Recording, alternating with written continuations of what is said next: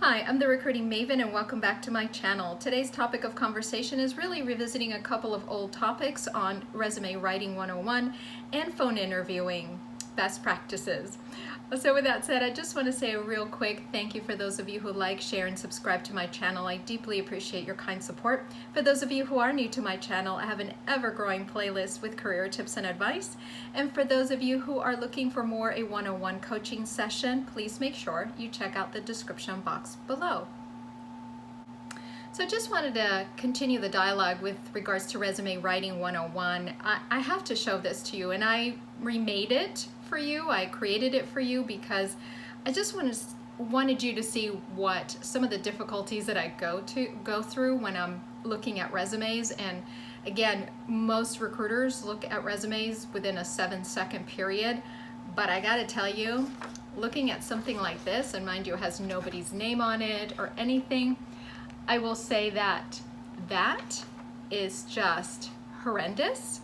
The format is atrocious. Who includes anything in a box like this?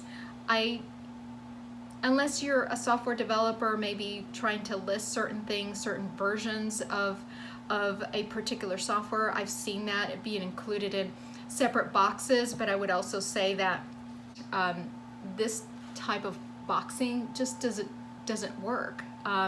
It says you're completely unprofessional. It says that you don't know how to manage boxes, and it's just a poor representation of who you are and your skill sets and all that.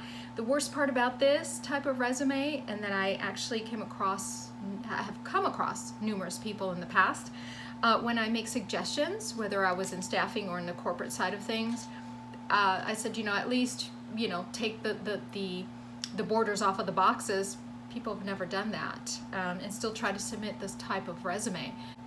All right, I had to stop myself because I was way going off on a rant about this. But my best advice is just bringing it back into focus is if you are going to include a table in your resume, that really just delete the borders on that table. It's okay if you want to organize yourself that way. I don't want to look at a table because it's kind of an impediment, and then you're shrinking that font to a less than a 0.9, and it's extremely hard to read when you're trying, as a recruiter, when you're having to go through 100 resumes a day. So make it easy for yourself. Do something good for yourself. Make it an easy font. Make sure that it's a clean resume, and up your chances. So that's my best advice, because I don't want to go off on a rant again about that. So moving on, in terms of phone interviews and things like that, we've talked about making a good first impression, right? And if you are actively seeking employment, if you know that you are doing this and you're applying on a consistent basis, at some point you have to throw into the equation that someone's going to call you, right? So when you pick up the phone and, I'm reaching out to you, you pick up the phone and you're saying to me, yeah, what? Who is this? It's incredibly rude. It shows no professionalism. Yeah, I understand we're living in a digital age that everyone's a little bit apprehensive these days about security, but, what can I say to that? First impression that you make if you're actively looking for a job is always at least pick up the phone in a sunny disposition.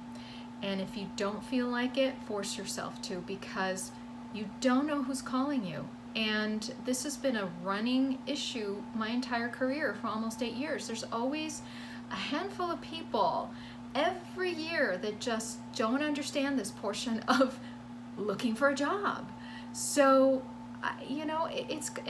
some of them have even called me back just to make sure I was who I said I was. And I'm thinking, okay, to me, you're just somebody who's looking for a job. I'm here thinking, you're open to a new opportunity. Therefore, I'm reaching out to you, right? I'm doing my end of the transaction, if you will. I don't know. It's just very upsetting when people have just these terrible attitudes, and then I wonder, should I move this person forward in the process? Because I gotta tell you, not the best first impression, or sometimes even the second impression. And if you're calling me back to double check who I am, it's just You know, here's the thing. I will call you and I will also email you. So I know if you're calling me back to make sure you know who I am, my signature block is on that email with all of my information. Now, if you're getting a kind of a weird phone call, and then, you know, I've even gotten emails that have no one, just the person's name, and there's no signature block, there's no company link, there's, you know, nothing to reference, then I would say, you know what? Okay, but again, you don't know who's calling you at that moment. So give the person the benefit of the doubt. Don't find that person who's calling you guilty right off the bat. Perhaps they're innocent. That's all I'm saying. And I am a little annoyed today, and I'm usually pretty much in a sunny disposition. And I account that a lot to coffee, but I'm just saying. So we all do what we need to do, and you know, stay classy, be professional. I don't think that's hard to do, and expect people to call you if you're looking for a job. So answer the phone nicely. That's all. Anyway, I'm going to stop right there and just let it go. Let it go. Just want to say a quick thank you for liking, sharing, and subscribing to my channel. Again, I deeply appreciate your kind support. And I do hope you're having a great rest of your day, and I will see you in my next video. Take care.